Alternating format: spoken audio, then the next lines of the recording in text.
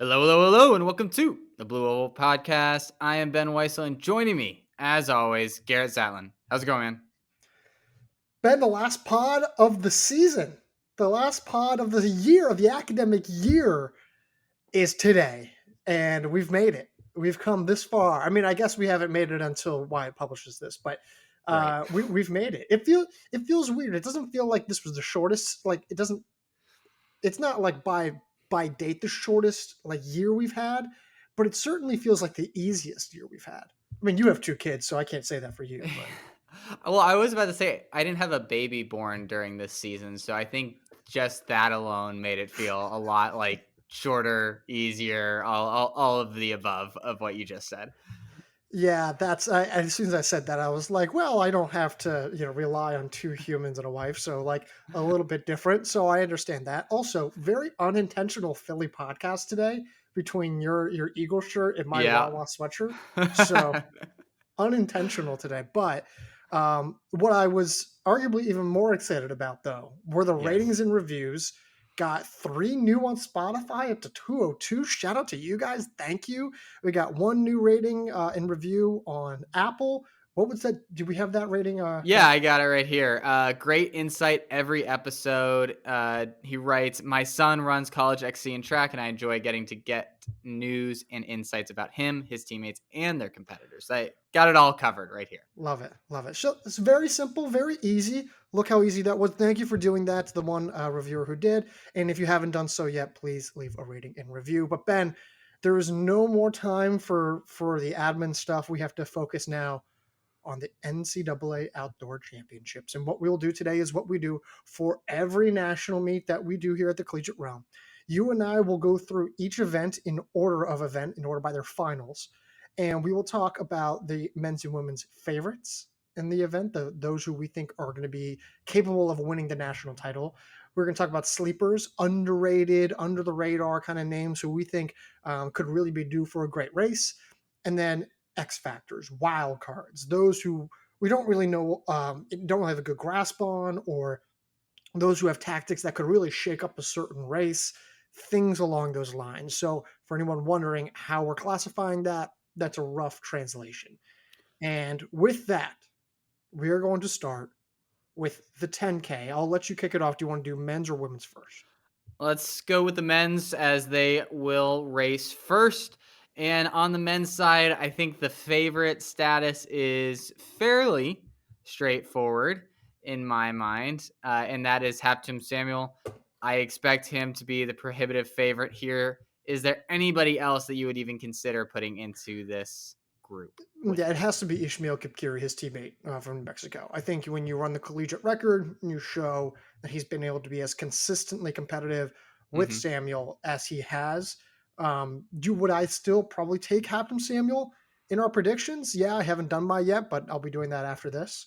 Um, would I still probably take him? Yes, but do I still think that Kipkiri deserves to be there despite maybe some of the collegiate inexperience? Yeah, I think he's proven to just be flat out too talented and can largely match Hafton Samuel. Yeah, that's a fair point. I think with Kipkuru, you are talking about, hey, this is his first outdoor NCAA championship. How does he react to the tactics in a 10K that I think we both think will be fast, but not lightning quick? Obviously, nothing approaching their collegiate records that they ran. And I think that's where the experience of Samuel comes into effect. And the fact that they're teammates too, also, I feel like makes it a little bit harder to gauge as well. They're going to be working together, you would imagine, for most of the race until they're not, right? So it'll be very interesting to see how that dynamic plays out. But they're certainly the top two guys. I have Samuel as my favorite, and he will be my prediction as well. But looking down further at this list, who is someone that you mentioned at the top, sleeper? It could be someone that you anticipate, hey, pushing for the win unexpectedly, or hey, they come into this field more on the bottom half and they can make a unexpected push to an All American finish. Who do you have in either of those categories there? um, See, there's a lot of guys who I like that I think are just really solid, great across the board talents, like Hmm. Dylan Schuber, Ernest Chariot. I think Victor Kiprop in this field is excellent. Dennis Kipnigetich is one of my favorite 10K runners in this entire field, but they don't necessarily feel like sleeper picks. Yeah. Same thing with Evans Carew of Washington State. No. Um, for me, I think I'm going to go Ben Rosa of Harvard. Hmm. I like him a lot. I thought, what we've seen from him over the last year has been incredibly encouraging in terms of his development. He looked fantastic. The Ivy League Outdoor Championships, double gold there, advanced to the national meet in the 10K. I don't know if he necessarily has the best front running or raw fitness ability. I don't know if he has the best kick in this field, but I do think he's one of the most complete distance runners just in terms of positioning, execution, just the intangibles that make him so good. And I wouldn't be surprised if he's able to perfectly gauge the field, understand where he belongs in this pack, and is able to grab an All-American honor, maybe as high as sixth place or something along those lines. Yeah, I had actually looked at him as well for a similar reason. I think he comes in with a certain level of pedigree and experience that you don't expect from someone who is more, again, a back end of this field. As for me, I'm going to go with another guy who's experienced, hasn't been running necessarily his best this year, but is in this field, has run the 10K plenty of times going into his last NCAA performance, and that's Cole Sprout. I think he's someone that, hey, again, it is the end of his career hasn't been what you would have liked it to have been considering how he started. But I think he comes in with he's run, let's see, 28-20 this year. I think this type of race where it's going to be fast, but not like it's not like you have to run 27-30 to win. I think that favors him where it's going to knock out a lot of this field just because of how quick it is, but then he's going to be able to compete, I think, and go toe to toe with some of these guys and maybe be able to have a little bit better of a sprint finish. Again, the experience, the tactics, I think will all help as well. So I'm going to go with Cole Sprout here. Is and be honest, is part of that pick because you just want to see him go out on a high note? I do. And in some of my predictions, when I was making them, I was like, I don't really have strong feelings one way or the other. I think the 800, you'll see this reflected in my predictions on the men's side a little bit of like, man, I don't really have a strong feeling. I'm going to go with what I want to happen because that's just what I'm going dipping into the feelings side of things rather than the logical thing because all the logic tells me there isn't a right answer. So in this case, very similar. I'm looking at our 800-meter predictions. That'll be interesting when we get to that point. Yeah. In terms of the wild cards, and I'm not gonna lie, I do like Cole Sprout. I did kind of briefly glance at him for this section as well. But in terms of the wild cards, who do you got? I think it has to be either Ernest Chariot or Evans Karui. I think both of those guys, it's hard to say exactly what we're going to get. And if they could be guys that could potentially push the pace. They clearly have more than enough fitness to challenge almost anybody in the country, especially Karui. I'm curious to see how he plays this Yeah. tactically because I think that could inform how this race is run. I agree. I think Karui, given the season that he's had, and you realize how aerobically dominant he is, he's clearly become more comfortable with collegiate competition this spring compared to what he was in the winter, in the fall, when he was really talented and it showed, but he was less consistent, at least less consistent at the highest levels of his Hmm. fitness. Now you can kind of see that he's more comfortable, but what does he do when he's more comfortable in a field of other guys that are, generally and very broadly speaking, as aerobically talented as him, guys who will be aggressive front runners. And it's really that kind of runner and really half this field where I go, well, half this field is wild cards. And it's Yeah. the international young guys who have always relied on raw, incredible raw fitness and talent, who are aggressive front runners like Bernard Chariot of Tulane, right? You want to throw in, gosh, I don't even know, like a lot of the guys that you said, Dismas Locura of Yeah. Alabama, right? Like how do they operate? I think this is going to be a fast race. Like I think it might take sub 27:40 to win this race. I don't think that's completely out of line. I just think there's going to be someone who's going to be pushing, pushing, pushing, and being aggressive. And if one guy drops off, I could see another guy continuing to be aggressive as well. So I really think it's going to be the international underclassmen, the guys who have been relying on fitness, who will make this quick and who will really try to make this a match of fitness in a similar way that we saw last year, but maybe even more so, just because there's even more of that kind of runner in this field. Right, exactly. It's rare that we aren't talking, and we didn't really talk about it sleeper. We didn't talk about it here, where there's that one guy that everyone's scared of with their kick. Right? It's really just a lot of guys who just want to put the pedal to the metal and just challenge each other to see who has the most aerobic fitness on the day. And so, to your point, I think that is going to lead to, I don't know if I'll go as far as you, sub 2740, but certainly I think sub 28 is going to happen. And it's just because there's going to be a conveyor belt of guys, like you said, pushing the Yep. pace, and then they get tired or someone else gets antsy and they take the lead. So it'll be fascinating. I think it's going to be one of the more interesting and honest efforts that we're going to see out of the 10K in the past 5 or so years. All right, we will head now to the women's 10K. Who are your favorites slash favorite? Yeah. So this one was a weird one to make predictions on. This was actually pretty helpful for me to do predictions before I went into this, because it's Pamela Cosgate, and then it's everyone else. There really isn't anybody in my mind that has even a firm claim to like a top 3 spot in this race. I think Really? it is in my mind, I think it's pretty wide open after one. Now there's favorites to get that second and third spot, but I actually came out of the predictions being like, I think there could be a lot of contenders for that runner up position particularly. Oh, I completely disagree. So I think it's Pamela Interesting. Kosky, and um, I think you could realistically argue that Grace Hartman's part of that. Yeah, that's fair. I think Hartman's the favorite as the challenger, but yeah, I mean, outside of her, I don't feel strongly about any of these other women. So you think as far as the national title favorites are concerned, there's only one.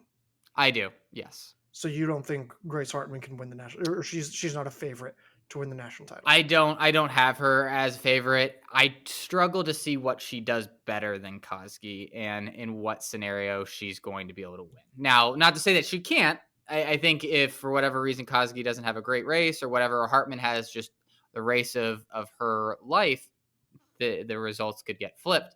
But I think it's pretty clearly Kozgi, and then Hartman's kind of a step back. I'll do 1A, 1B. Okay, In my that's fair. mind, like I think Koski is the favorite. She deserves to be the favorite. She's the sole favorite. But I do think you're right in also saying that Grace Hartman is probably the only woman who can beat Koski, Yes. and realistically speaking, I think Hartman's probably the most, at least in terms of proven times, she's maybe the most complete runner in this field in terms of her skill set. 424 mile and Hmm. you know what, 31:20 10K, Yeah. something like that. That's crazy impressive. Um, so I'm not. I will say it's Pamela Kosgei as the favorite. I agree with you that like I don't know how many specific things that Hartman does better than Kosgei. And then more importantly, though, I just struggled to see a scenario, like a very specific scenario, that benefits Hartman more so than it does Kosgei.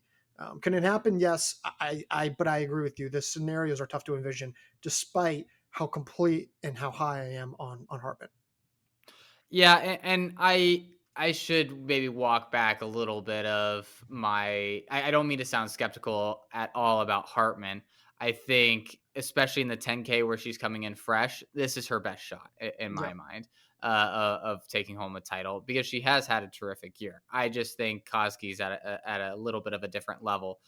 Now, if we move on to sleepers, so I think some of the other top contenders for like a top 3 spot are probably Cheritich, Noe.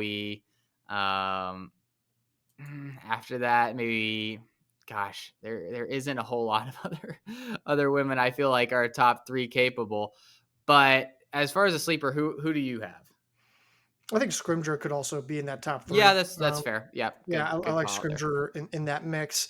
Um, Sleeper, man, I'm with you in terms of like I like a lot of these names, but either they A don't fit the definition of what a sleeper is, Right. or B they I just don't like them enough. Like I mean, I just point blank period. I think I'll go Jenny Schilling of Virginia. I think she's really steady, consistent. I don't think this field is overwhelming for someone like her. She's the ACC champion. Um, I do question the lack of experience on this stage specifically.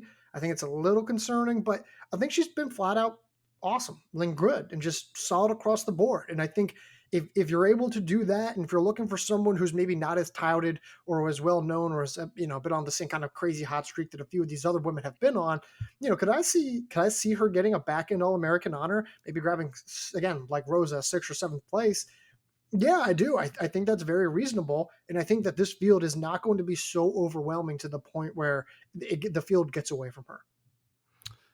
Yeah, no, that's a fair point. I'm struggling to come up with one as well.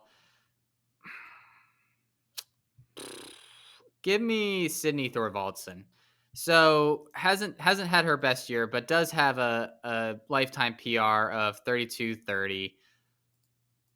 She at least has the capability Yep. to contend with the rest of these women. She qualified in the 10K, just missed out one spot out in the 5K out of the West Regional. She's run pretty well in the 5K this year, 15:33 so far. I like what I've seen out of her mostly. It hasn't been dominant and hasn't been quite at her best, but again, you're talking about someone who finished fourth and third in the SECs in the 5K, 10K respectively. It seems like she's rolling in the right direction, and if she can carry some of that momentum over, she could be a little bit of a surprise All American, considering I think the way we've seen her run throughout this year. I don't disagree. I don't disagree with that. I think the fact that we know that she can do it is very helpful, right? We're not projecting here. No, Um, she hasn't been the same since her injury in the fall, but she's also rallied quite well. So maybe she's on the upswing, which is a dangerous thing to consider. So yeah, I'm with you in that sense. There, I don't know if I feel quite the same confidence enough to call her a sleeper. But I guess that's why you call her a sleeper, yeah, right? Like, exactly. I'm talking myself into her just as much as I'm talking you into her. So I have all the same hesitations, I think, as you do. wild card. I've got a wild card, but I want to see who you pick first because I have a feeling that like you're gonna think about this and you might actually take mine. Hmm.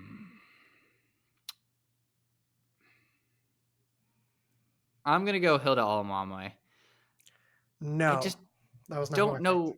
I don't know what we're gonna get out of her, and my predictions. I had a hard time feeling out where I should put her. Now she didn't qualify in the 5K, which to me showed she's still not quite right.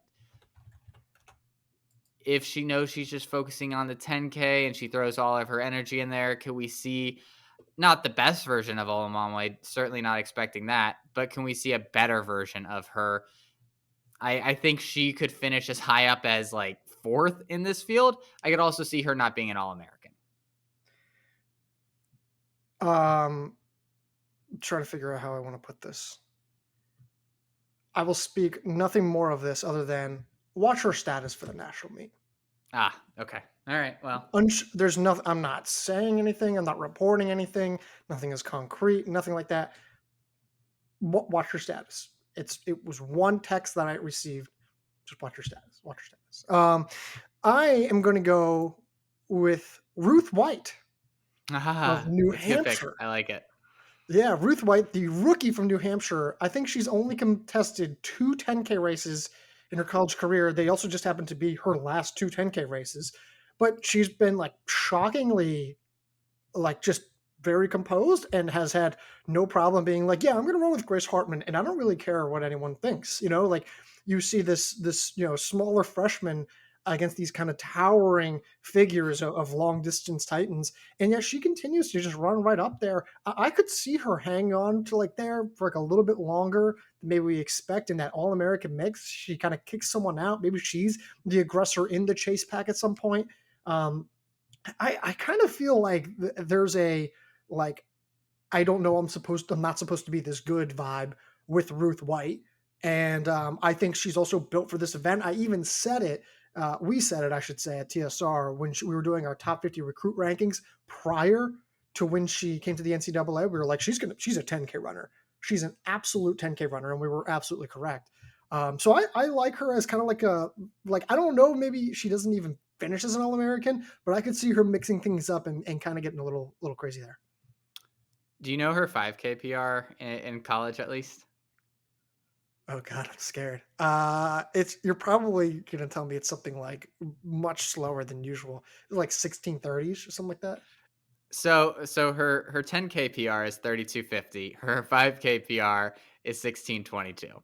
So she's running her 5K PRs back to back in the last 10K that she ran. So yeah, she seems to be on a roll right now. And to your point, it seems like the 10K, the longer the race, the better she's going to do. And it seems like she's peaking at the right time. But yeah, the wheels are not there compared to the rest of this field, at least not yet. Do you think like does this race become tactical? If you had to choose, does this race become more tactical or does it become more honest? And let's forget the leaders. Let's say the general pack behind the leaders. I think it's going to be more tactical. I Do you don't. have a, do you have a I reason and why? so the reason why is I don't see a whole lot of women on this list pushing the pace that hard, and I think Kozgi is going to be pretty content to not have the pace be that hard, at least for the first 5K. Now, I think at 5K, if it's too slow, someone, and I think Kozgi will, if no one else will start pushing it. But I could see this going out fairly slow for the first half of the race, just because looking through this list, I don't see a lot of women that I think are just going to race out front and push real hard. That, I mean, there's some women that could, but I don't have a lot of confidence that they're absolutely going to do that. Okay. Yeah, I haven't really made up my mind about what I don't even know. I just don't know. I don't know what this race will be Because ultimately. like who like if you're going through this list, I mean, is it Joy It's Knockut? Is it I think it's someone like it's one of the overseas Cheritich? internationals.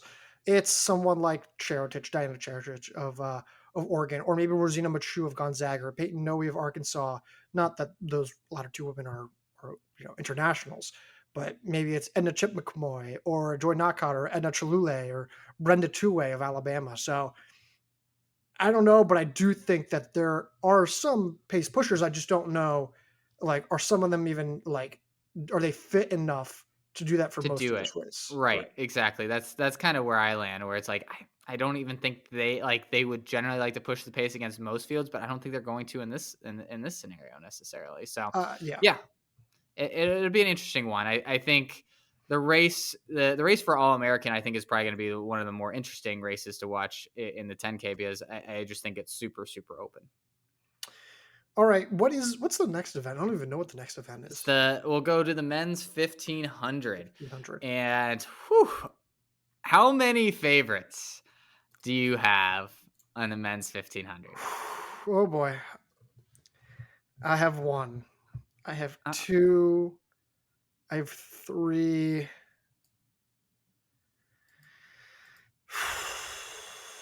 Oh man, this is so hard.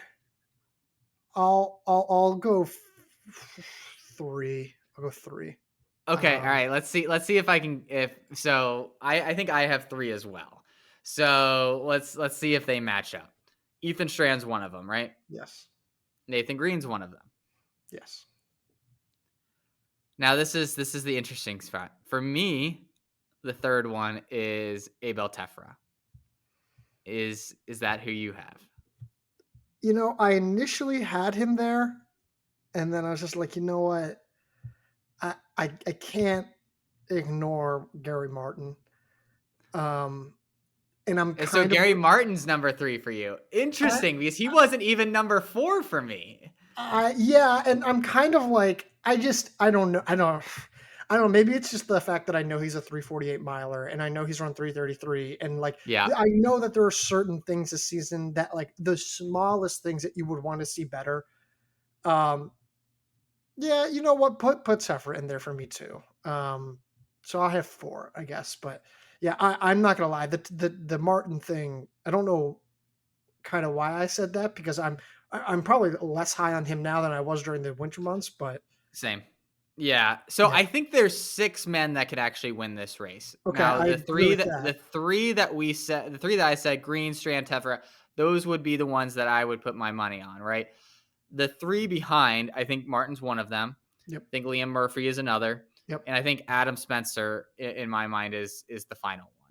I think all 3 of those guys behind could win. Do you have somebody else in there? Um,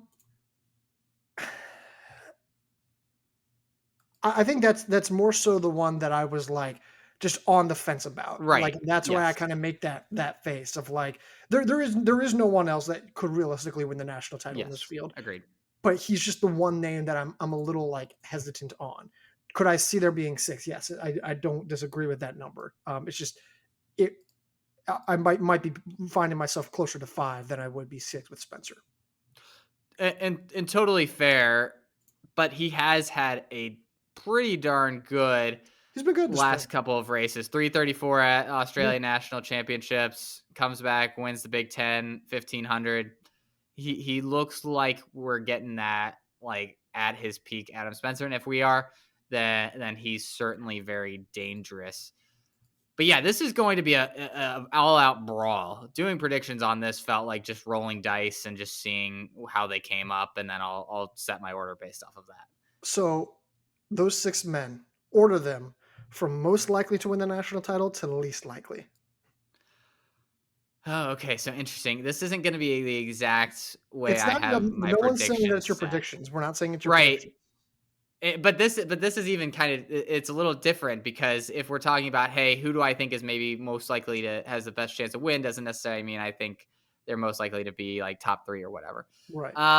So I think Strand is probably 1. Yep. I think Green in my mind is 2. Yep. Hmm. I think I still have to stick with Tefra. But then I think 4 for me is actually Spencer, Murphy, Martin. Because I think Spencer just has that experience, and we've seen him kind of do it before in a way that we haven't really with Murphy and Martin. That I think elevates him a little bit above my percentage chances of winning, which again are fairly minimal because I think those top 3 probably carry like a 60% chance of winning. But I think you look at the rest of these guys, they split up the next like 30-40% between them. Okay. Yeah.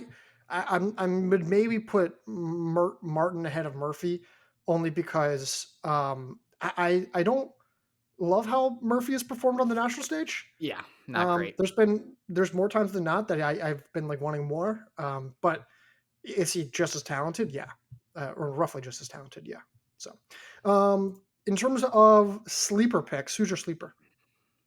So this is tough because it's basically just who do you think can get like those last 2 All-American spots, because it's going to be an all-out brawl just to get one of like just to qualify, quite frankly, for finals. It's going to be nasty to get into.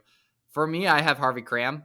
I Yep. really like what I've seen out of him. I think he's someone that I have in my top 8. He's going to be that unexpected name, doesn't have the same pedigree as a lot of guys in this field, but is just quite frankly running better than most of them. So I have him as my sleeper. Like him, my pick will be the guy who I think has the best name in this entire field, and that who is that? I actually was wondering where you're going with this. Just Is curious. it Garrett McQuitty? It is Garrett McKitty? McQuitty. Yes, Yeah. he has the best name in this entire field. Garrett McQuitty has has the intangibles. I love his intangibles, and I think he's been really good for a while. But I think like he kind of broke out a year or 2 ago, kind of plateaued a little bit, but has been Yep. far sharper this spring. I think his kick is extremely underrated. I think his positional awareness, is far better than we realize. He was second, I want to say, at the ACC 1500-meter finals. I don't know if that's correct, but I want to say he I'll was pull it up up. there. And I think he has the intangibles to be a really big nightmare guy in the finals in a race that's usually pretty tactical. He reminds me a lot of a guy, and I don't know if you'll remember this guy from Cal, who was kind of this complete. He wasn't as good as this guy, but he's very complete and has the intangibles. And his name is Thomas Joyce, Hmm. and No, I don't remember him. he I'm was trying just to. before we started TSR, Okay. and he was this 1500 5K hybrid guy. Um, and I think he shares a lot of the same tactical qualities as Thomas Joyce had. So I like Garrett McQuitty, especially in a race that I think is going to be usually tactical. Yeah, I mean, yeah, he was second in ACCs. He was fourth in his heat in Brian Clay. I think, yeah, you have to like what you've seen out of him so far, and so I think this begs the question: what do we expect to see out of this field? Right? Do we expect to see a quick, honest race, or is everybody just going to be eyeing each other because there's so many different candidates to win this? I think maybe we could have a slow like 600, but I think honestly after 600, 800, so like people are going to get real antsy real fast. I find it hard to believe that this is going to be honest. I just don't see a scenario. I mean, you look at everything that Nathan Green has accomplished in his career. Yeah. The best part of his skill set has been his kick. Same Yes. thing with Ethan Strand, arguably, depending on who you ask there. Same thing with Liam Murphy. Same thing with Abel Tefra. Like the best parts of these guys' skill sets are their kicks. I struggle to find a scenario where this race goes under 340. I just I disagree with that, but I think it'll be like 339. 339. Yeah, yeah, Okay, yeah. 339. I mean, and I'll admit, last year's rounds were very tactical. Well, sorry, we're much more honest, I should say, even if there was a tactical element. So I will admit that. But I don't think this race becomes crazy honest by any means. I just don't see the scenarios where that happens. Yeah, I mean, I think we have like a two flat 800 split or something like that, followed by just an absolute barn burner of a finish. I mean, like a 124 or faster. I'm trying to think. Does that math make sense? For what the No, final what? no. Sorry, that's final 600. So yeah, that about right. But yeah, it's going to be a real quick. I think it'll be interesting to see who makes the move first, right, out of that group of six. Who do If you think they're if makes it first? I could see it actually being Martin Yep. and then maybe Strand. I think Strand has the strength that he'll want to utilize, although he definitely has to have in the back of his head getting hawked down by Martin in the DMR. So that's the only thing that holds me back to saying he's definitely going to be Yeah, I think that race played out differently though. yeah, it did. Yeah, it was definitely a much more honest race. Yeah. Um, okay. So do we have, and then in terms of X Factor or X Wild Card. factors, wild cards, who do you like there? Oh man, we've spent so much time at the top of the field. Colin Solomon. I mean, we haven't talked about him. He hasn't had a good year. He did lose to Harvey Cram at their conference championships, but he's still one of the most explosive runners in this field, in a field of some of the best kickers that we've seen in the NCAA over the last couple of years. He was gone toe to toe with most of them before and won in a lot of cases. Now he hasn't done that this year, but I'm super interested to see what we get out of him. He's such a live wire. He has that 800-meter speed. It just doesn't seem like it's been hit the year for him, but hey, maybe he turns it around at the national championship. Fair. I mean, he's a very good, clear pick for this. I don't necessarily disagree. I'm gonna go with Harrison Witt of Princeton. Yep. He likes to be aggressive. Like he's not afraid to be a front runner. And if that happens, then all of a sudden that 1500-meter final just does turn maybe quicker than we expect, and it's 1:3:36, or it's 1:3:37. I could see that happening. and him being fit enough to kind of carry that top group with him for a portion of this race, kind of like how he did at the indoor national meet, although maybe to a lesser extent on that stage. And then I'm just going to throw this out there with a lot of other guys who are very much like Garrett McQuitty, who I mentioned earlier, like the Trent McFarlands of Michigan, like Davis Helmrich of Arkansas, the guys who are phenomenal tactical runners, speed based, but maybe just don't have the top end proven talent to contend for an All American spot. If the race becomes tactical, I would like at least one of those guys in this race, but do they have the pure fitness, the pure talent, the actual ability to be up there with those guys? And I think that's the big question mark, kind of making them wild cards. Absolutely. Let's move on to the women's 1500, where again, I think we have a long list of favorites. We briefly touched on this, I think, in last episode, but who do you have in your list of favorites? Because I think I named like 4 to 6 people last You week. named you named six. I named four. You could talk me up to five. And this time, as my official proclamation for the pod, I will say five, and that is Shannon Flockhart of Providence, Maggie Congdon of Northern Arizona. She was the one I left out last time, but now I'm Yep. bringing her back in. Claudia Kazmierska of Oregon, Chloe Forster of Washington. I'm sorry, not Chloe Forster. Margot Appleton of Virginia, and Sophie O'Sullivan of Washington. So yeah, I have the same list just with Forrester in there. Again, this felt like just hitting the random name generator, doing predictions between those six. Like I was like, I have Riley Chamberlain as my 7th pick right now. I have like, and I was like, Amina Matug, like I think she's gonna be an All American, but there really is only one other spot at this point. Like this is there's a lot of potential here for someone very, very good to not make finals. I agree. Like we could, out of that like 6 that I said could win the national championship, one of them might not make the finals, I think which two is could not make the yeah, finals. absolutely. And so these predictions could look really, really dumb. Like I could look like I know absolutely nothing. Because some of these women might not make the finals. Some of these women who I have winning might not necessarily be All Americans, which I don't think you can say in almost any race. But I agree. I think it's the 5 that you mentioned. Forrester, I'll put in there because I think she's just been on fire this year. And where no one really stands out in a significant way, she's put in enough good performances for me. I have no idea. I know we talked about it last week. I think this is going to be fast. I think you think it's going to be a little slower than I do. But either way, I think it's going to be one of the more chaotic races we've seen in a national championship. So if I asked you to give me your sole favorite, who would it be? I would say I don't That want was to the answer that funniest question. face. Yeah, I don't care. You have to answer it. You must. So this isn't who I picked, but I think there's a good argument for Kazmierska as the sole favorite. I think what she's done in national championships in the past and the way that she seems to be peaking, I think it makes a lot of sense to put her as the sole favorite.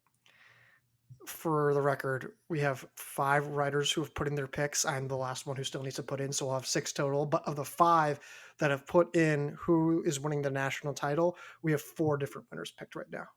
Yeah. Um, There's a very good chance that there could be 5 out of like five different and there's a winners. chance, there is a good chance, I can tell you right now, there's a chance that I might make this a 5-person one. But I think I'm with you. I'm not necessarily saying that this is who I will or will not choose, but I think Margot Appleton will be considered the favorite. Um, it's really like, and it's hard for me to say that, but I have a or Claudia Kazmierska. Well, the thing with Appleton that's like kind of freaking me out is the 10th place in the mile, Yeah. and I love her. I feel very strongly about her, but she was 5th in the mile a year ago, and she ran the 5K last outdoor championships and finished. I mean, she finished 4th. She had her good performance, but I'm just it hasn't been that level of consistency at the national meet that I think necessarily lands her at the favorite status for me. Yeah. That said, I really think she could win. Yeah. Yeah. All right. I'm going to move off of that because we can talk about that all day. Yeah. Who is your sleeper in this field? Or sleepers, probably. Yeah.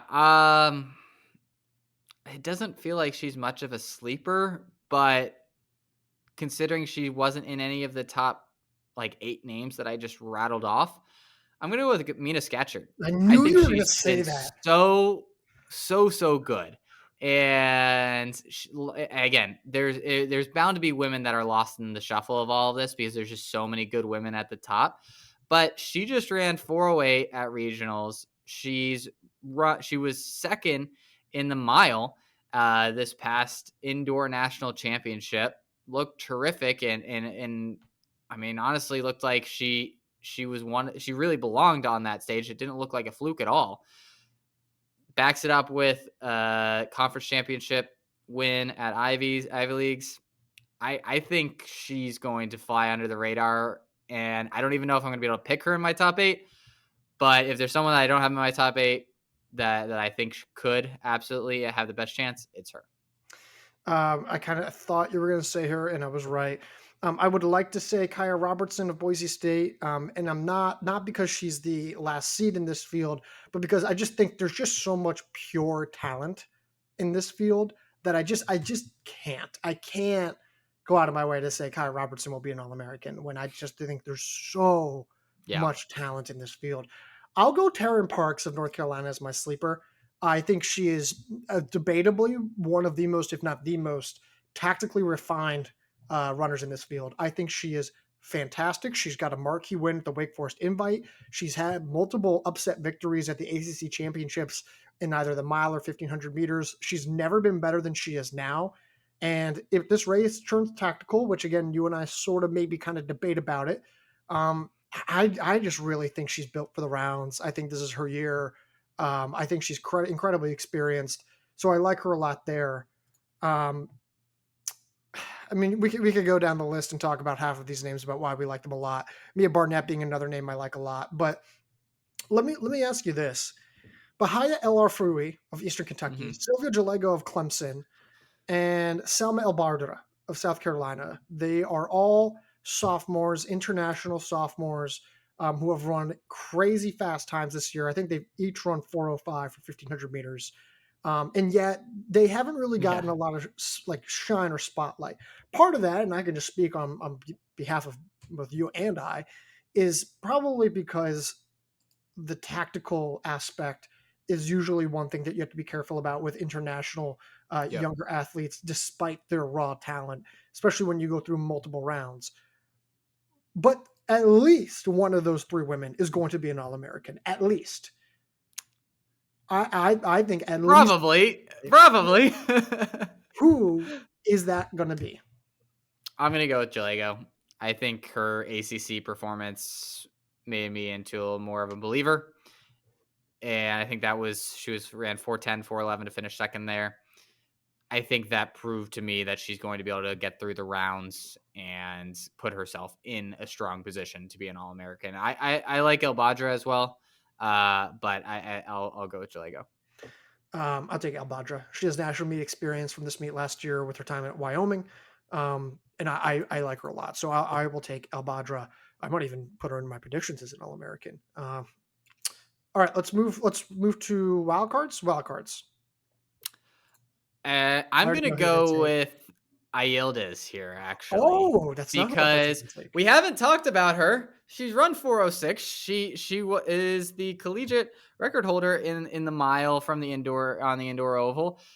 She came in as one of the favorites in the indoor mile, and we just have really not talked about her hardly at all. And I'm very curious to see how she plays this race because if it's not tactical, she's not going to be an All American. I feel confident saying that. I think she has the most incentive in it as anyone in this field to push the pace and push it hard. And I wonder if the Oregon coaching staff is like, all right, I think all our women might actually benefit from a faster pace. Barnett, Ayildiz, and Kazmierska. Let's just put these 3 up front, make this a true, honest effort, and let's go for it. I think this is the best way that we can maximize our points in this crazy loaded field. And so I'm really looking at her as my X factor in this race. I'm gonna go with Riley Chamberlain as my X factor, the wild Yep, card. it's a good one. Um, Historically better on the indoor track than she is on the outdoor track, but she's also been noticeably better this spring, but has took a tough loss and a tough performance at the Big 12 championships where she was upset, took third, I want to say, settled for 409, which is still a good mark. Then ran 408 as a PR at the West Regional Championships, but this is a race where multiple women have run under 406. So it's a weird like balance between like we know that like at her absolute best, she's just as good as any of the national title threats that we talked about, but are we confident that like she's at her best? And is there really a difference between her from the spring to the winter months? It seems like there is, but like, and we just don't know. She's a wild card. Like, would it totally shock me if she won a national title? No, but it would suggest that we kind of misjudged kind of Mhm. how big that Big 12 performance was. So I'll take Riley Chamberlain as my X factor. I don't have any good idea of what to expect from her. Yeah, absolutely great pick. And I think I've been pretty high on her over the years, and I would love to see her come through in a big way in this national championship. Let's move on though to the men's 3K steeple, and this is a two-man race. I think for the national title. James Corrigan and Jeffrey Kirwa both have run all-time marks throughout their career. Kirwa running 8:13 this year. James Corrigan has run sub 820 in the past year, obviously making the Olympics for the U.S. team in this event in 2024. This is going to be a fantastic matchup. I think there's guys that potentially could be in the mix, but I find it really hard to believe that it's not going to be a Kirwa or a Corrigan at the end of the day on top of the podium. Agreed. Think it very likely going to be Corrigan or Kirwa. Gun to your head, who are you picking? Corrigan. I think I'm going to take Corrigan as well. Um, of that, is it possible that if and when Kirwa and Corrigan break through, there's another guy that trails and joins them? If I so, do. who is that guy? It's probably one of two names that you and I are both thinking of. For me, it's Kiprop Kipnigok of Kentucky. And I think it will be Matthew Koski of New Mexico. Those are the only two guys who I thought could potentially Yes. join that. Yeah. Yeah. Yep. Absolutely. Yeah. There really isn't anybody else that I think is even going to put their nose in the mix when we're a couple after by the time we're halfway through. I think there's going to be the front pack and then everyone else. So for our sleeper, I want you to tell me who you think has the best chance outside of those two names that we just said. Who has the best chance at finishing at the top of that chase pack? Outside of the two names that we just said, Yeah, outside of Kipnigok and Koski. let me take a look here as I pull this up. Man, I'm gonna For me, go. it's Christian Imroth. I really like what I've seen out of him this year. I don't love the rest of this field to be honest, and I have liked what I've seen out of him throughout the year. I like Christian Imroth. I like that he's run 833, 830, 830. I like that he has Yep. better control of his fitness. Um, I will take Rob McManus Okay. of Montana Yeah. State. 826 this year, consistent, solid, highly experienced, improved his mile fitness. Like he is naturally fit enough to handle a lot of like the aerobic standouts in this field. Um, he's been here before. I like McManus quite a bit. As far as your wild card or sleeper in this field, it feels like you could name half the field in this scenario. I'm with you. I don't like this field. I don't really don't. I think this field is kind of like there's a lot of imperfections that you can point to. I'm gonna go. I go one of two names here. One of them being Declan Reimer of Virginia Tech. I don't know if he's necessarily as talented from a steeplechase perspective as many of these guys, but he's um, fitness wise in terms of what he's run over 1500 meters at 339. He's a multi-time scorer at ACCs this past spring, running 1340 or 42, I want to say, in the 5K. Peaked for the East Regional Championships. There's a lot trending his direction. Coach Ben Thomas is his coach. Like, you want to think that maybe that helps him get to the finals. I Yep. could see a scenario where he sneaks in there. And I've got one more guy, depending on who you pick.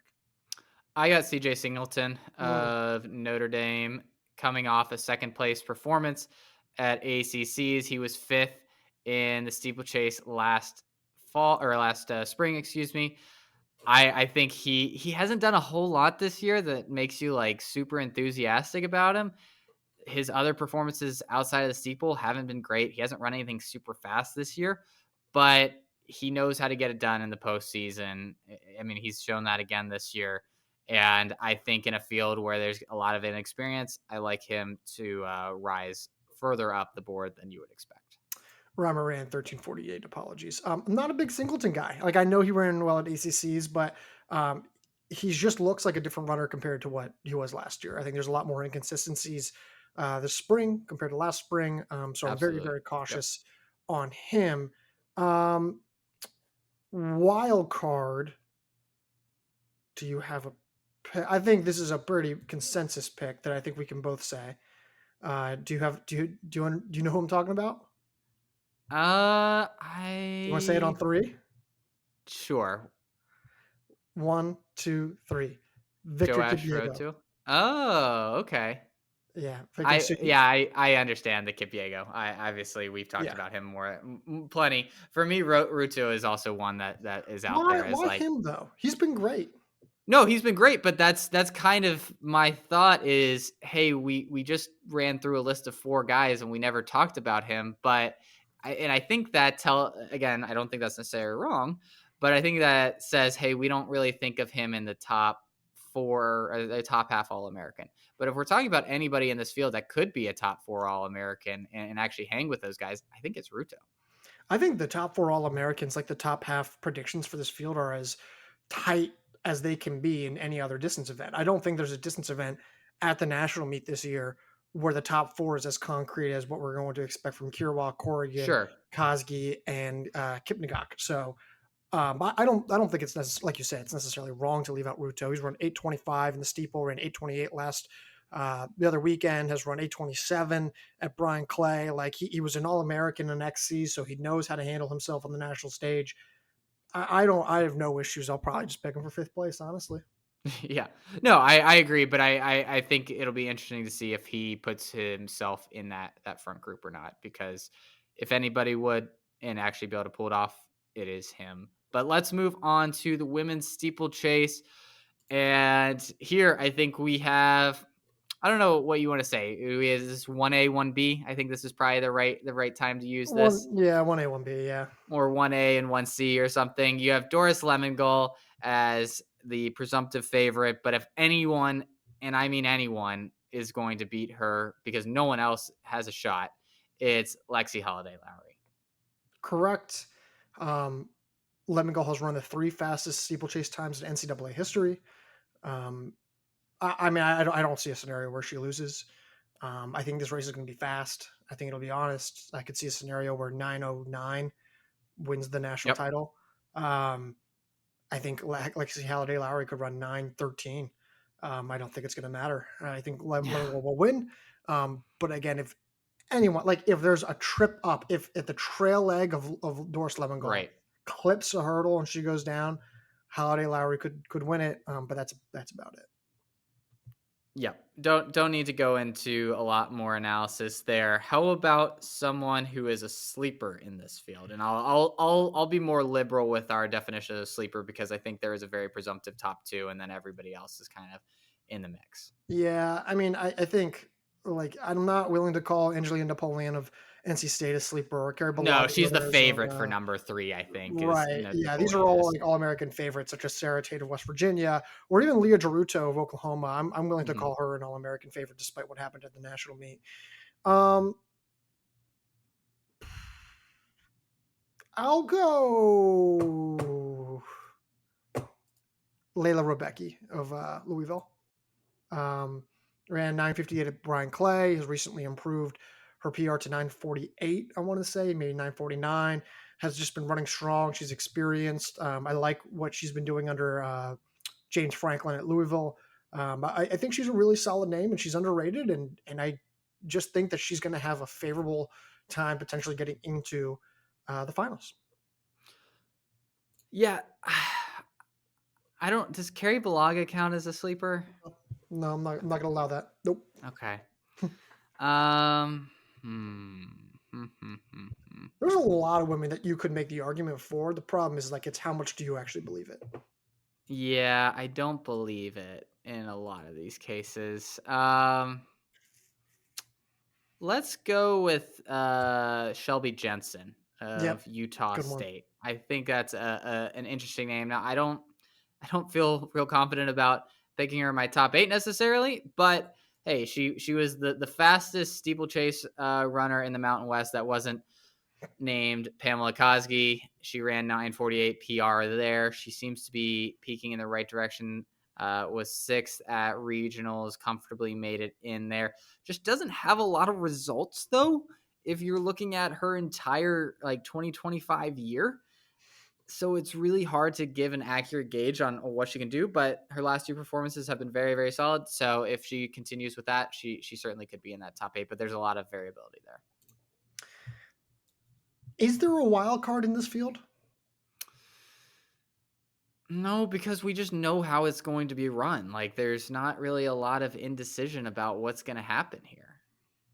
I'm with you. I'm looking through these names and I'm like, I don't know if I can call them wild cards. Like, I don't think it's gonna really matter what happens behind Lemon Gold. I mean, to an extent, it's not like we're like stumped about what Balaga or what Napoleon can do or what Tate can do or Gerudo can do. It's just I think It's we going have to just be who's the fastest on that day. Like, it's not going to be a tactical affair. You no. have to run all out, and it's just going to be who has the most fitness. So that's why there isn't.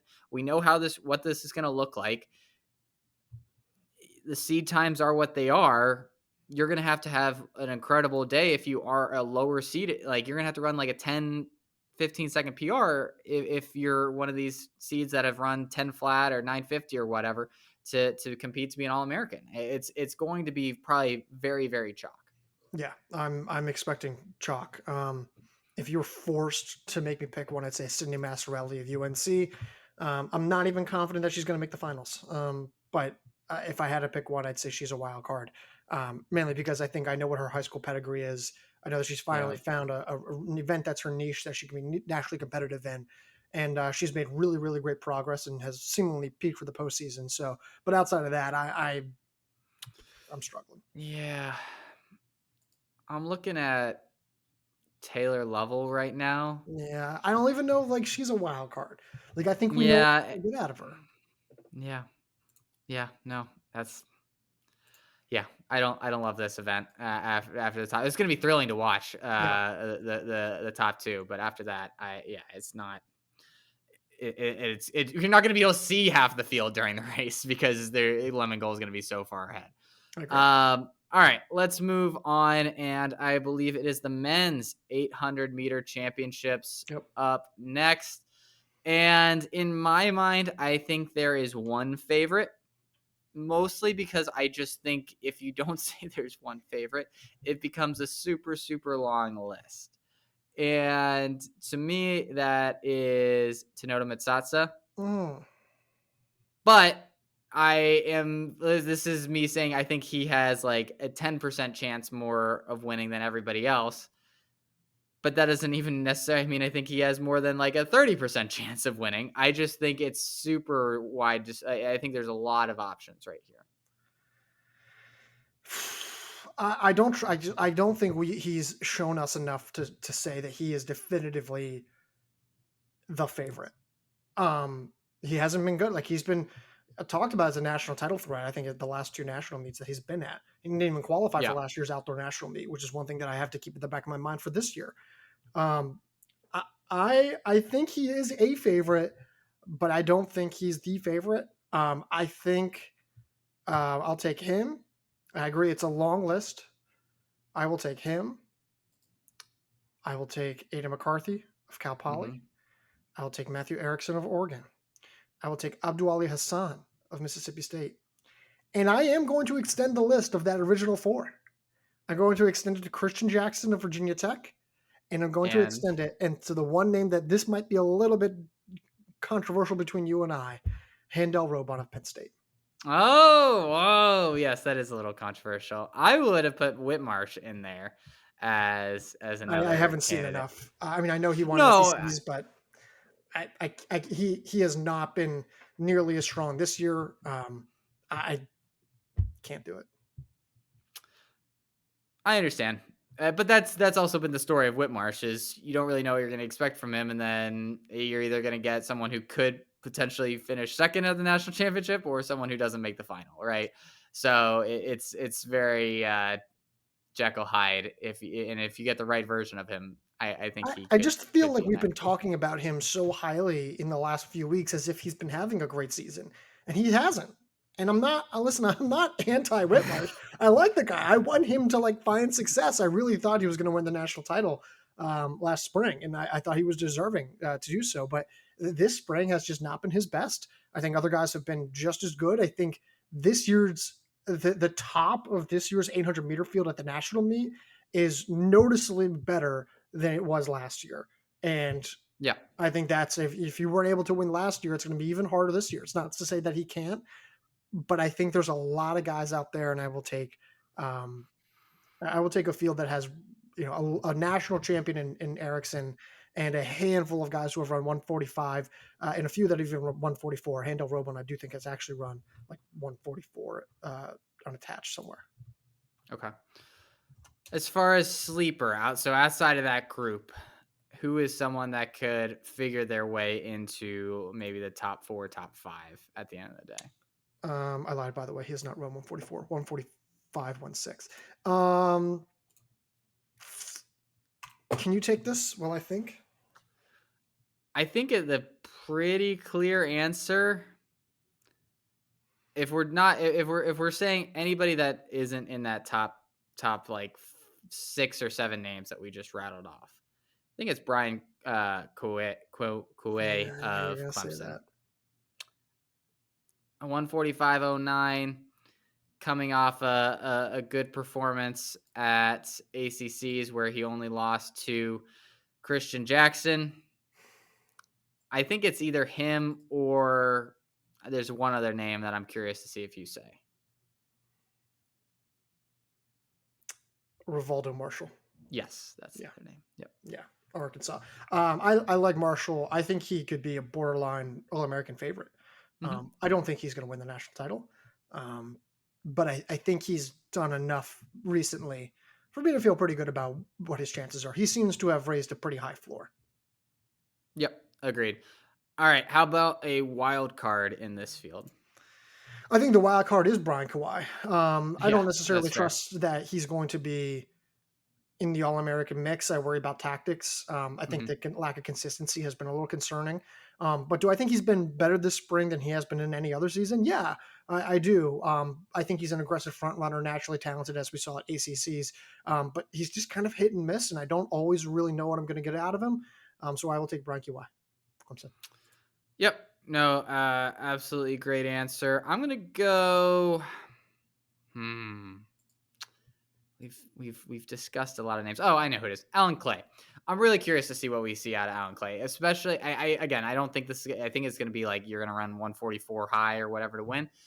But he has picked up some impressive wins. Now he doesn't have the times that a lot of these other guys does, but sometimes you see these guys have huge breakthroughs when they have in terms of from a time perspective after picking up a couple signature wins. I'm going to go with Alan Clay here. I'm just not as high on him. I know he won Big Tens, but it's just one race, and I Yes, haven't seen quite enough yet. So I'm not also like crazy high on the Big Ten this year over 800 meters. it's fair. I know I said Handel Robon, but and Matthew Erickson, but I don't know, just not crazy high. So all right, going to the women's side, And I want to be curious to see who you choose here. Who are your national title favorites? Oh man. All right. This is also another long list. Let me pull up. Well, actually, I don't know actually if it's that long of a list. I think in my mind, this is a two-horse race. Okay. And I have it down between Michaela Rose and then I have it between the reigning indoor 800-meter champion, and that's Michaela Page. I'm with you. I have Rose and Page. Yes, Chepngetich beat Page at the ACC outdoor 800-meter final. Yes, Megan Hunter has run under 159 twice this season. I just think Rose is her fitness is at an all-time high. I think Paige is still tactically one of the better ones. She's peaking based on a recent 159 PR. Hmm. I'm with you. I think between it's either, hey, if this race is fast, it's going to be Rose. If this race is more tactical, I still like the possibilities that could favor Paige. I'm with you. I Hmm. think those are the two women. I don't think they're like locks by any means, but I do like them too. No. Yeah, I would agree with that.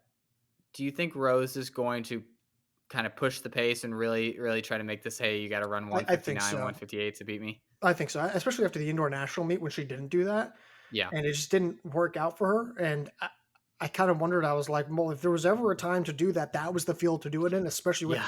Whitaker gone, especially with Megan Hunter not making the finals, right? Like there was, a handful of key developments like there where I thought she should have. And I still think that like if this is just like a mono matchup of fitness, I know Megan Hunter has been running well, but there's just I still think this is the race for her to try that. So in terms of sleeper picks, I don't know if you can necessarily say that women like Gladys Chepngetich of Clemson No. or like Megan Hunter of BYU are necessarily sleeper picks. So outside of maybe those, who would you call a sleeper? I'll go with Smila Colby. Well, no, she's not a sleeper. I can't say that. Yeah, she could be. I think she's too good. I'm gonna go Laura Pellicoro. Yeah. Hasn't had a great history in the national championships, but has run a lot of fast times. Has had back to back pretty good regular seasons. I think there's a good chance she puts it all together in what is going to be, I believe, her last national championships and finishes the season out as a high. I mean, and is someone that can absolutely run too flat. And again, if she puts it together on the right day, which she hasn't yet, but if she does, there's a very good chance she does butt her way into that top four, top five. No, not against that. By the way, Victoria Bossong, would we put her in the same category as Megan Hunter and Gladys Chepngetich? Yes, yes. I'm with you. Yeah, like I don't think she's favored, but could she? Yes, I do think she could. My wild card, my wild card for the national title. I'm sorry, not wild card. My sleeper. Excuse me, my sleeper Yeah. pick. Roisin Willis. Yeah. Roisin Willis ran 159 recently. She just seems like she's back, and I know Hmm. she got beat to get third at ACCs. I like that she tried to be experimental and she tried to be aggressive and was the front runner. And then she came back around 159. I think she's been just flat out more complete and been better this season. I think she's peaking at the right Yep. time. Is she favored to win the national title? No, but I could see like a very specific scenario where she comes out and she emerges over the last 100 meters and gets the win. Absolutely. Going to the wild card for me, this is actually a pretty easy answer, and it's Sanu Jallo. Could not make finals. We've seen it happen before. Yep. Also, is someone that has proven that when Michaela Rose goes on a heater, she can actually follow. She's not going to necessarily beat her, but she could follow and put together in a fantastic race. The most important thing for her is making it through that first round. I think that's going to be the hardest part for her in a heat with Michaela Page, Megan Hunter, Smilla Colby, Sophia Goriarin. Like it is a rough heat to be in. So I think there's probably better odds than not she doesn't make it. But if she does, I think there's a pretty decent chance if the races run the way we think it does, she ends up finishing top three, top four. I don't disagree. Um, yeah, I don't disagree at all. I think Yeah, I don't. It's more just kind of like it's like the same argument that we had with her teammate Cindy Thorvaldsen of like, Right. we know what she can do and what she has done. Um, Recent signs suggest she hasn't. Who's to say that it's not going to just flip on like that? And so I'm with you on that point. I'm struggling to find someone else. I will probably go with Lauren Tolbert. Mm, Has a really good sneaky win against the Clemson women, which I think is looks way better now than it does in retrospect. hmm Um, All American last year, just run 201. I want to say this spring, even more experienced. She definitely doesn't have like the proven raw talent that some of the top favorites who we've already mentioned have, and yet I still think she's then better than 95% of all the women who we haven't mentioned yet. So I'll take Tolbert. Yeah, totally defensible decision there. She's run too flat. Certainly could put herself in the mix. We'll wrap it up with our last events. We got the 5Ks on the men and women's side, starting with the men. Who are your favorites in this event? It's definitely going to be Hatem Samuel hmm up in Mexico. I think you could make a decent case for like three other I guys. I'm not willing to open up that gate, the floodgates. Right. Okay. Um, I think Strand and Martin, um, or not Martin. Is Martin in this? No, He is not. not. Yeah. He's not. I think Strand's doubling. That'll be difficult. I think Ishmael Kipkuri doesn't necessarily have the turnover. I think Strangio, Yep. while good, expecting him to win a national title would be a lot. Same thing with Valentin Soka. Masaudi, I just don't see a scenario where that happens. I will say it's Haptem Samuel as the national title favorite. A national title contender will be Marco Langen, hmm excuse me. And then actually, and with Langen, I'll put in Rocky Hansen. Rocket. Yep. And then after that, I'm gonna keep that open. Okay. I would put in Fawad Masaudi in that group, and then I would also. He hasn't had the best season, And I but know you're going with this. Yeah. he just won the 5K indoors. I think Brian Masau you have to consider in that group as well, because he didn't He's have the best season to going into the indoor national championship, and he ended up winning. but he still ran 13:11 indoors, Yeah. 3:54. Like it's not like he was running poorly. Right, right. I know, but there you see a lot faster times in the indoor because the guys know they got to go get him And to be that's able to fair. qualify. That's fair. Right, But this season he has run 13:35, 13:32. Those are the only races that he's yeah, run in this season. and he won and finished second in those. It's like, okay, sure, but like the next best competition was his teammate Brian Masai, who was 20 seconds behind him, and then his teammate who was I think 40, 50 some seconds after that. Like, Yeah, I just there's not enough there. I haven't seen enough. I think other guys are just way more proven. And honestly, I feel like Brian Masai kind of surprised himself winning the national title. Doesn't mean yeah, he wasn't he did. deserving of it, but I gotta say, Happen Samuel All right, how about Dark Horse? as like a sleeper name here. Um,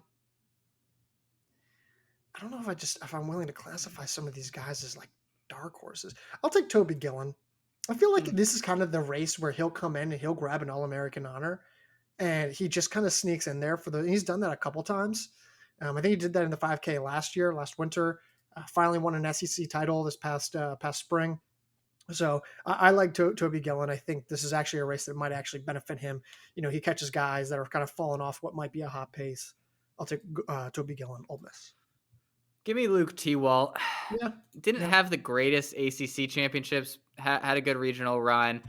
I do think that this kind of race where it'll be fast enough that I think he can hang, but then he also does have some very good speed. I think that this falls it'll land in a nice sweet spot for him. So I'll go with him as someone that certainly could exceed expectations based off of what we've seen from him. I mean, really, this entire season, honestly. I'm going straight to the wild cards, and I'm going to take two because I think they're basically going to take both of yours. I think one of them is Fawad Masaudi of Oklahoma Yep. State, and I think one of them is Ethan Strand of UNC. I think these guys are Strand coming off the double. Fawad Masaudi, his third, fourth 5K of his NCAA career. Um, he moves up in a shocking decision. We'll see how it pays off.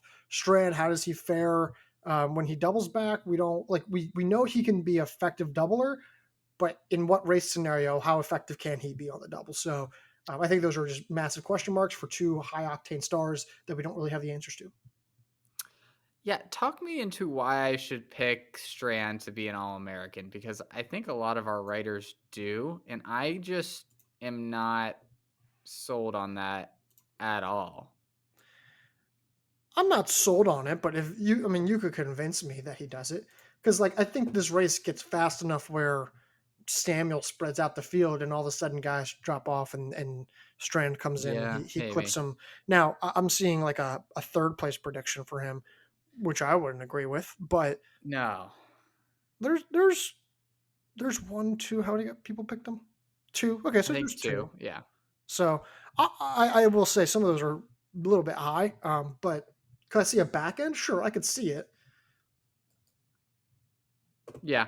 Yeah. I'm not convinced. Yeah, I don't think there's really anything else. I think we mentioned you mentioned Kip Crew at the beginning. I think again, he'll be there at the end. It's just I don't know if he's going to be able to hang with everybody in that last lap or two. And then Strangio, I think is kind of the opposite, right? If he's there, I think he'll be able to put himself in a pretty good position at the finish. I just don't know if he's going to make it to the last lap. Yeah. And that's been the problem where it's like we know he's fit enough. Like there's no questioning his talent. His skill set suggests that he should be there, and this season especially. But will he be there with 400, 800 to go? And he's just had a few tough races. So Yep. Let's wrap up with the women's 5K, and this one it feels like a rerun of the 10K yep. because we're talking about Pamela Kosky, we're talking about Grace Hartman, we're talking about like Chloe Scrimger, Peyton Noe, like it's a lot of the same names in there, and I think again, basically you could copy and paste a lot of what we just said in the 10K about the 5K in terms of the favorites. I think it's Kosky, and then I think it's Hartman probably is a clear number two. Completely agree. No really new notes. I will say I do think the gap between Kosgi and Hartman is actually smaller in the 5K I agree with than that. it is in the Yep. 10K. I still think Koski's favorite. I'll still probably pick her, maybe kind of, sort of, possibly, maybe. Let me just kind of see what our writers chosen. I won't really give too much away here. It's not unanimous. I'll say that.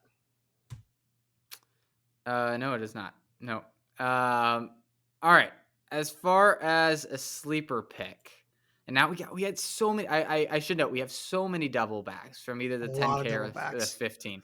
It is like when I was making the All American prediction, I was like, well, I mean, I'm not really gonna pick. I don't think I'm gonna pick any of these 1500-meter runners, and I'd rather not pick a bunch of 10K runners, but you kind of have to. I'm going to name off some women, and I'm going to group them into a they're too good to be sleepers, and they're probably all American Sure. favorites, so don't pick them. You let me know if you disagree, but that would be Sophia Kennedy of Stanford, Jenna Hutchins Yep. of BYU, Peyton Noe of Arkansas, Chloe Scrimger of Georgetown. That's probably where I draw the I line. was gonna put Alex Millard maybe in that group as well, I don't but know if I'm quite there yet, but okay, sure. yeah, So no, who would be your I think it's fair. sleeper? Outside of those names, Yes. Sadie Sigstad, Yeah, I fair. think coming on strong at regionals started to look more like the Sigstad we had seen earlier this academic year. I'm gonna go with her. I don't like this field. No, Um, I don't like it at all. it's like at least from an entertainment value, kind of boring. I don't know. I don't like this. I don't like this field. Sorry. Like I think there's names where like I would pick Rachel Forsyth, but she's too inexperienced, and I don't love that. I think especially in a race that's going to be like really fast, and There's a lot of there's a few international names that I still need to see more of before I trust. And there's women that are been inconsistent. There's women that are doubling back. So to call a lot of these women like a sleeper, just I feel like would be insincere for me.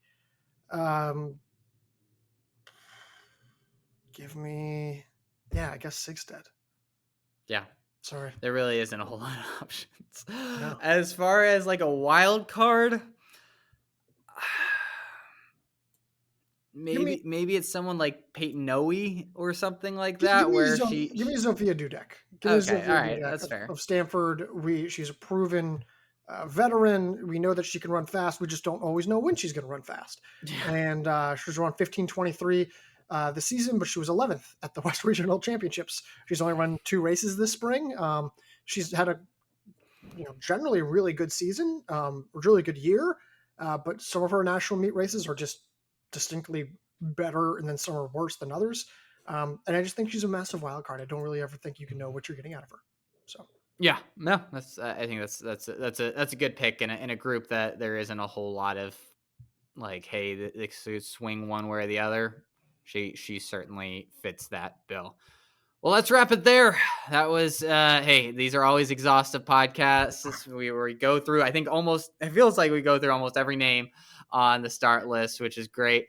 And yeah, I'm super excited to see what we get. This is shaping up to be a very interesting NCAA championships with a lot of intrigue from All-American finishes to the national title winners. So really looking forward. Make sure you check out our predictions. Make sure you're checking out all the previews. We're going to have a ton of content on the site over the next week. We'll be giving you guys reactions, and then we'll have obviously the podcast next week with all of our reactions to all the results. Go check out the site. We wrote analysis on every single entrant in the distance events, every single name. So go check out all those previews before the national meet kicks off. Again, we also have All-American picks from 5 of our writers, as well as Ben, making that a 6. We are going to have Angela May doing photos at the national meet. We're going to have Will Logia doing video interviews at the national meet. We're going to have Lauren Colley getting video content and social media content the whole time that she's there. So go follow us on Instagram. Go follow us on TikTok. Go follow us on YouTube. Go follow us on Twitter, LinkedIn. We don't use LinkedIn, but it's there. So go follow us there. And of course, leave a 5-star rating and review on Apple and Spotify. A ton is coming your way. But Ben, with that is all I have got. All right. Well, until next week, Garrett, I'll talk to you.